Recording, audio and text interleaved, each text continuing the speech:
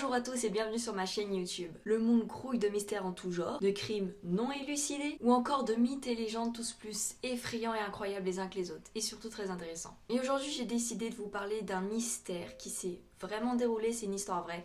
Il s'agit du mystère du col Dyatlov.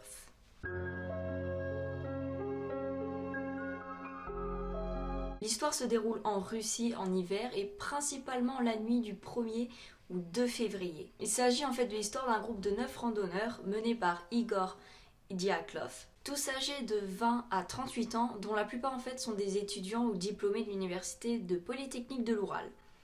Donc ils décident tous de faire une expédition à ski dans le mont Ortoten. Ce mont qui signifie littéralement « n'y allez pas ». Il n'y a pas plus explicite, je pense. Ça commence bien. Hein. Et d'ailleurs, l'expédition n'était pas du tout conseillée, dû aux différents blizzards et aux avalanches. Disons que ce mont était très dangereux. C'est dans son nom, après tout. Sauf que les randonneurs, eux, ils veulent relever le défi, ça leur fait pas peur, et du coup, ils décident de mener l'expédition. Grave erreur. Du coup, le groupe devait revenir au plus tard le 12 février, mais vous doutez bien que c'est pas ce qui est arrivé. Malheureusement, il y a eu un tout petit imprévu. Environ à 70 km de leur destination, l'un des randonneurs souffre d'une sciatique et donc il n'est pas capable de continuer l'expédition et décidant de faire demi-tour. Et c'est certainement la meilleure décision qu'a prise cette personne. Vraiment, la meilleure. Ça lui a littéralement sauvé la vie. Le 12 février est passé, puis le 13, le 14, et arrivé le 15, les proches des randonneurs, ils se disent... il y a peut-être un truc qui cloche, ils sentent sur le bout du pif qu'il y a un truc qui va pas. Ils commencent que à s'inquiéter à partir du 15, hein, évidemment, parce qu'ils se disent il y a peut-être du retard, hein, vous savez, les blizzards. Du coup, à partir du 21 février, il y a des équipes d'expédition qui vont partir à la recherche des randonneurs, oui. Seulement le 21 février, alors qu'ils ont sonné l'alarme le 15. Le campement des randonneurs a été retrouvé 5 jours plus tard et malheureusement, pas dans l'état escompté. Vraiment pas du tout. La tente des campeurs a été découverte totalement lacérée. Mais attention, pas des lacérations qui venaient de l'extérieur, mais de l'intérieur. En tout cas, c'est ce qu'on pense. Et la majorité des affaires a du coup été retrouvée dans la tente. Donc en fait, les campeurs se sont littéralement précipités hors de la tente et n'ont même pas eu le temps de l'ouvrir, ils l'ont carrément lacéré pour s'échapper de quelque chose. Mais s'échapper à quoi? Ou plutôt de quoi ou de qui? On ne sait pas. C'est le mystère complet. C'est justement la question qu'on se pose. Du coup, les enquêteurs, les chercheurs, toute la panoplie s'interrogent sur les alentours et apprennent l'existence d'un petit bois à 1 km du campement. Donc, dans la logique des choses, c'est là où les randonneurs se seraient réfugiés. S'ils étaient attaqués ou s'il y avait une avalanche ou quelque chose comme ça, ils seraient réfugiés dans un endroit où ils auraient pu être abrités. Donc, la forêt était le meilleur endroit possible. D'ailleurs, c'était clairement un meilleur endroit pour camper que là où la tente a été placée. Donc c'est assez bizarre le fait que les campeurs n'ont pas décidé de tout de suite se diriger vers la forêt pour établir leur campement, mais ont décidé de se mettre dans un endroit qui était au risque des avalanches, des blizzards et qui n'était pas du tout protégé. C'était une incohérence que les enquêteurs avaient relevée et ça leur paraissait assez bizarre. Sachant que la zone était quand même vachement instable et dangereuse, donc il y a tout qui n'allait pas. Finalement, il y avait vraiment tout qui était incohérent. Donc du coup, toute la panoplie de recherche se sont dirigés vers la forêt et malheureusement, c'est là qu'ils ont découvert les campeurs, mais pas vivants. 2 premiers corps ont été trouvés, ceux de 2 hommes âgés de 21 et 23 ans, vraiment très jeunes. À la surprise, en fait, les 2 corps n'étaient pas du tout habillés. C'est-à-dire qu'il y avait quand même une chaleur qui était à moins 50 degrés. Les cadavres, ils étaient juste habillés d'un t-shirt et ils étaient pieds nus. Il y a un petit souci quand même. Je veux bien croire qu'ils ont une chaleur corporelle assez élevée, mais pas au point de se trimballer en t-shirt et pieds nus à moins 50 degrés. Non, je crois pas. Autour d'eux, en fait, se trouvent les restes du coup d'un feu de camp, donc ils ont quand même passé du temps à cet endroit-là, apparemment. Mais c'est pas ce qui interpelle en fait en premier, du coup, les enquêteurs, mais plutôt les blessures retrouvées sur les corps. Et c'est là que ça commence vraiment à devenir étrange et aussi très intéressant d'ailleurs concernant cette histoire. Ils présentaient des brûlures et l'un d'eux avait le doigt arraché d'ailleurs. On a découvert plus tard, lors de l'autopsie faite par le médecin légiste, que la victime avec le doigt arraché s'était arraché lui-même parce que le médecin a retrouvé le doigt en question dans sa bouche. Oui, c'est assez glauque, je vous l'accorde. Et l'autopsie du coup a aussi révélé que les 2 corps étaient donc décédés la nuit du 1er au 2 février. Il n'y avait aucun doute là-dessus. Ils sont bien décédés à cette nuit-là. Malheureusement, les découvertes macabres ne s'arrêtent pas là parce que les enquêteurs ont découvert 2 autres corps de randonneurs situés entre le bois et la tente. Donc d'après leur position, ils étaient sur le point de rejoindre du coup le campement, mais ils n'y sont pas parvenus. Donc l'un des 2 était aussi habillé léger en portant la veste d'un de ses camarades, et l'autre, il était habillé plutôt normalement, mais il était encore pieds nus. Tous 2 étaient pieds nus, quoi. Ils avaient un problème avec les chaussures, je pense. D'ailleurs, en parlant de chaussures, un 3e corps a été retrouvé avec seulement une botte au pied et l'autre botte a été retrouvée dans la tente. Et pour finir, les 4 derniers corps qui ont été découverts se trouvaient dans un ravin situé plus profondément dans la forêt. Et ce qui était étrange au premier regard, c'est que les corps portaient les vêtements des premiers randonneurs trouvés. Donc normalement, en fait, les premiers randonneurs dont les corps ont été découverts portaient des vêtements. Et sauf que, comme je l'ai dit plus tôt, ils étaient presque à poil. Et en fait, les derniers corps retrouvés portaient les vêtements que portaient normalement les premiers corps. Vous suivez jusque-là, je vous perds pas, là ça va, vous arrivez à suivre. J'avoue, c'est compliqué, hein. Et évidemment, vous vous doutez bien que c'est pas le plus étrange. En fait, ce qui était le plus étrange, et ce qui restera le plus étrange dans cette histoire, c'était les blessures des corps. C'est-à-dire qu'à l'extérieur, surtout les 4 derniers corps, à l'extérieur, ils présentaient pas de grandes blessures, à part quelques hématomes au visage et au bras. Et aussi des traces qui seraient dues à un décès d'hypothermie. Les corps, ils n'avaient pas l'air si mal en point que ça. Extérieurement, parce que en fait, l'autopsie, elle raconte pas la même histoire. Parce que en réalité, à l'intérieur, les corps, ils étaient complètement détruits. Mais quand je vous dis détruits, complètement détruits. On parle quand même de crâne fracturé, organes perforés, cage thoracique brisée, des côtes cassées et j'en passe. Il y a des multitudes de blessures comme ça. On pouvait simuler que ces blessures étaient dues à un accident de voiture. Sauf que c'était pas du tout le cas dans cette situation, c'était pas possible que ce soit un accident de voiture.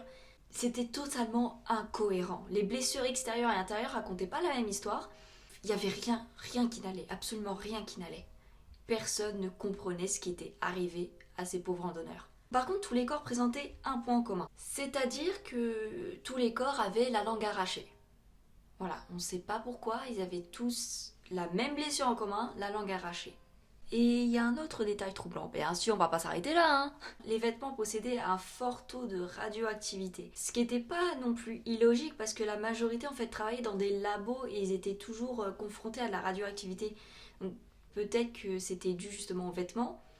Ou aussi, le médecin légiste pensait aussi à la radioactivité qui était présente dans la montagne. Donc c'était troublant, mais ça pouvait être expliqué. Donc, on ne sait pas ce qui est arrivé à ces randonneurs. Les corps présentent des blessures extérieures qui ne sont pas du tout cohérentes par rapport aux blessures intérieures, qui ne peuvent pas être causées par une avalanche. Apparemment, en tout cas, les blessures intérieures, c'est impossible. Donc, vous doutez bien que l'histoire a pris énormément d'ampleur, surtout en Russie, et il y a plein de personnes qui ont fait sa propre théorie. Il y a des théories, justement, qui sont revenues le plus souvent, et du coup, je vais vous citer les plus cohérentes. L'enquête qui a été ouverte a été conclue sur une mort causée par un désastre ou une force accablante. En gros, une avalanche. Voilà. En gros, ils ont conclu sur le fait que les randonneurs sont décédés d'une avalanche. Mais on sait très bien que c'est pas possible. Une chose qui était absolument sûre, c'est que les dégâts causés au corps, notamment internes et externes, enfin les blessures causées en globalité au corps, c'était impossible que ce soit dû à un être humain.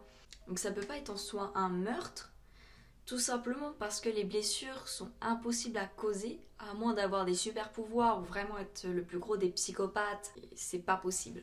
C'est pas possible qu'un être humain ait causé tout ça. Et ça, les enquêteurs, médecins, etc., ils en étaient persuadés. Du coup, au moment de la publication de l'affaire, il y avait une théorie qui ressortait énormément. Vous vous doutez bien, la théorie extraterrestre. Il y a une théorie par contre qui était assez populaire, qui était à moitié extraterrestre si on le veut, c'était la théorie des ovnis. C'est-à-dire qu'en fait les policiers ont interrogé un village qui était non loin du coup de la montagne, et quand ils ont interrogé les habitants, il y avait toujours la même histoire, le même témoignage qui revenait tout le temps. Les habitants ont dit avoir observé des orbes oranges survoler exactement à l'endroit où se trouvaient les campeurs, sur la montagne. Et bien sûr, la nuit du 1er au 2 février. Cette théorie en fait est surtout basée parce qu'il y a une base militaire russe non loin de la montagne, et du coup c'était une théorie comme quoi c'était certainement un essai militaire qui aurait peut-être très mal tourné. Donc la théorie, disons, la plus réaliste et sur laquelle l'enquête a été conclue, c'est donc la théorie de l'avalanche. La théorie de l'avalanche, ça peut expliquer les blessures corporelles extérieures par rapport aux hématomes et justement aux symptômes d'hypothermie. Sauf que les blessures internes, ça explique rien du tout. Une avalanche, ça ne peut pas provoquer ça.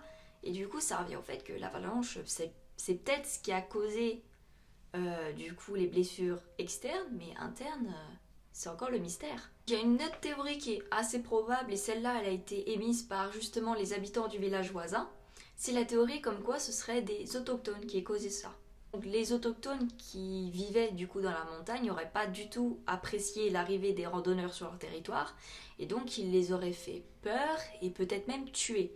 Sauf que comme on a dit précédemment, c'était impossible que ce soit des êtres humains qui ont provoqué ces blessures-là. Donc d'après moi, peut-être que des autochtones ou certains ont effrayé les randonneurs, mais c'est pas eux qui les ont tués. Il y a une autre théorie un peu scientifique, c'est celle du vent de la montagne. En fait, le vent de la montagne possède une fréquence d'ultrasons très très faible pour l'oreille humaine, et donc ça aurait rendu les randonneurs complètement barges, complètement fous, ce qui aurait peut-être expliqué pourquoi l'un d'eux s'est arraché son propre doigt ou les vêtements, enfin, ça aurait pu expliquer certaines choses, sauf qu'il y a trop de questions en suspens. Ça n'explique pas tout, comme l'avalanche, ça n'explique pas tout, comme les autochtones, ça n'explique pas tout. Enfin, c'est vraiment que des théories, mais qui n'a pas la réponse à toutes les questions. C'est des théories qui pourraient dire la moitié, même pas, de ce qui a pu se passer. En tout, il y a environ 75 théories différentes sur cette histoire, donc je vais pas toutes les dire, ce serait beaucoup trop long, mais si ça vous intéresse, vous pouvez toujours les rechercher. Si en fait je vous parle aujourd'hui de cette histoire-là, c'est parce que donc 60 ans plus tard, donc en 2019, l'enquête a été réouverte. Donc depuis le temps, énormément de personnes se sont intéressées par l'affaire, vous vous doutez bien, depuis 60 ans... Il y a eu beaucoup de théories, beaucoup d'enquêtes de toutes parts, où chaque personne s'est fait sa propre petite théorie. Chacun se sont passionnés pour l'histoire, ont enquêté de leur côté. Bon, bien sûr, ça n'a pas donné grand-chose, mais du coup, quand l'enquête a été rouverte, ça a pris une ampleur monstrueuse. Même encore aujourd'hui, j'ai l'impression que plus les années passent et plus l'histoire prend de plus en plus d'ampleur, on en entend encore plus parler. Ces personnes-là qui ont enquêté depuis des années ou qui commencent à s'intéresser à l'affaire, et ben ils se sont rendus compte que la vérité était certainement dans les premières théories énoncées, et notamment la théorie donc des ovnis. Si cette théorie-là est revenue sur le tapis, c'est tout simplement parce qu'une photo qui a été prise par l'un des randonneurs a été enfin publiée. Cette photo représenterait du coup l'explosion de l'arme secrète russe qui était, je vous le rappelle, ces fameux orbes oranges que les habitants auraient du coup observés dans le ciel la nuit du drame. Les randonneurs auraient été bel et bien tués à cause d'un essai militaire qui aurait très mal tourné. D'ailleurs, l'arme secrète du coup militaire était certainement radioactive, ce qui expliquait du coup le fort taux de radioactivité présent sur les vêtements des randonneurs. Donc, selon certaines personnes, le gouvernement soviétique aurait fait de nombreux tests dans les montagnes de l'Oural, et donc ce qui explique que les habitants du village ont observé les orbes oranges. Donc au final, les randonneurs ils se seraient retrouvés au mauvais endroit et au mauvais moment. Lev Ivanov, je suis sûre que j'écorche son nom, qui était du coup l'enquêteur en chef de l'accident du col Dyatlov, a déclaré en 1990 qu'il suspectait que ces sphères volantes brillantes avaient un lien direct avec la mort du groupe. Donc il était vraiment persuadé que les randonneurs avaient été tués par cet essai militaire. Et bien sûr, vous doutez bien que les Russes, ils s'en sont pas vantés. Malgré cette théorie qui semble du coup se confirmer et être la vérité des faits, les enquêteurs, ils continuent de réaffirmer du coup la version officielle de l'enquête qui est mort par hypothermie due à une avalanche. Et voici l'histoire du coup du col Dyatlov. J'espère qu'elle vous a plu. N'hésitez pas à mettre toutes vos théories sur le sujet dans les commentaires. À la prochaine pour une nouvelle vidéo. Bisous!